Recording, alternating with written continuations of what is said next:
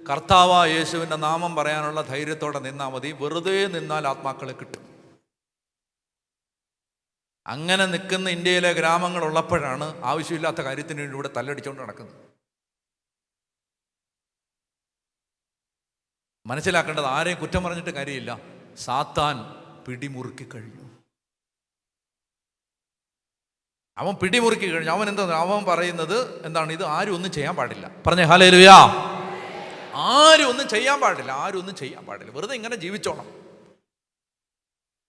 പിന്നെ പ്രധാനപ്പെട്ട കാര്യങ്ങളെ മറന്ന് അപ്രധാനമായ കാര്യങ്ങളിലേക്കെല്ലാം എനർജി ഇൻവെസ്റ്റ് ചെയ്ത് ഇങ്ങനെ പോവുകയാണ്. മന്ദത, മൊത്തത്തിലൊരു മന്ദതയും മരവിപ്പും ഉണ്ട് എല്ലാവർക്കും. സുവിശേഷ വേലയ്ക്ക് വേണ്ടി ദാഹം കുറഞ്ഞു വരിക. ഞാൻ പറഞ്ഞല്ലോ, ഒരു സ്റ്റെപ്പ് അവനവനെ വേഗം ചെയ്ത് ഒരു സ്റ്റെപ്പ് എടുക്കാൻ ആളുകൾ കുറവാണ്. ഇല്ലെന്ന് ഞാൻ പറയുന്നില്ല, ആളുകൾ കുറവാണ്.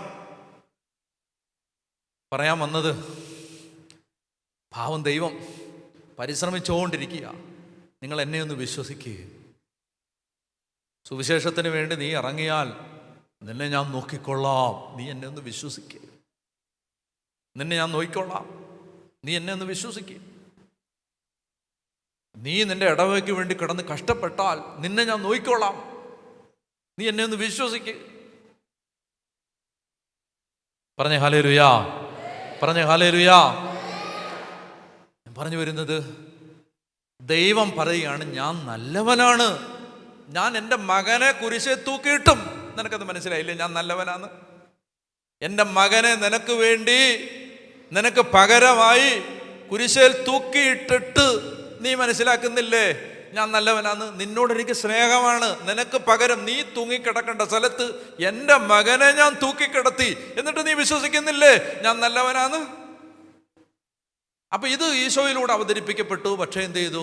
കാലാന്തരത്തിൽ സഭയുടെ ചരിത്രത്തിൽ ഇത് ഇങ്ങനെ സാത്താൻ ഇതിനെ തമസ്കരിച്ചു, ഡാർക്കൻ ചെയ്തു, ഇരുളടച്ച് ആ കണ്ണുകളെ അന്ധമാക്കി കളഞ്ഞു. അപ്പോൾ ശ്രദ്ധിക്കുക, കർത്താവ് എന്ത് ചെയ്യുന്നു അറിയാമോ? ആവനാഴിയിൽ കാത്തുവെച്ച അവസാനത്തെ അസ്ത്രങ്ങൾ വെളിയിലെടുക്കാൻ തുടങ്ങി. അങ്ങനെ കർത്താവ് പുറത്തെടുത്ത 5 അസ്ത്രങ്ങൾ, അവരുടെ പേര് ഞാൻ പറയാം. ഒന്നാമത്തെ ആള് 17-ാം നൂറ്റാണ്ടിൽ മാർഗരറ്റ് മേരി അലക്കോക്ക്, തിരുഹൃദയ ഭക്തി. 18-ാം നൂറ്റാണ്ടിൽ അൽഫോൻസസ് ലിഗോരി, സെമിനാരികളിലും പാഠശാലകളിലും തിയോളജിക്കൽ സെൻ്ററുകളിലും എല്ലാം പോയി ദൈവത്തിൻ്റെ കരുണയെക്കുറിച്ചും ദൈവത്തിൻ്റെ നന്മയെക്കുറിച്ചും അദ്ദേഹം പ്രസംഗിച്ചു, ബോധ്യപ്പെടുത്തി. മൂന്നാമതായിട്ട് വിശുദ്ധ കൊച്ചു ത്രേസ്യ, ഈശോയെ കുഞ്ഞു കാര്യങ്ങൾ ചേർന്ന് ഈശോയുടെ തിരുഹൃദയത്തെ സ്നേഹിക്കുന്ന കുഞ്ഞു കാര്യങ്ങളിലൂടെ ഈശോയുടെ സ്നേഹഹൃദയത്തെ ലോകത്തിന് വെളിപ്പെടുത്തിയ കൊച്ചു ത്രേസ്യ.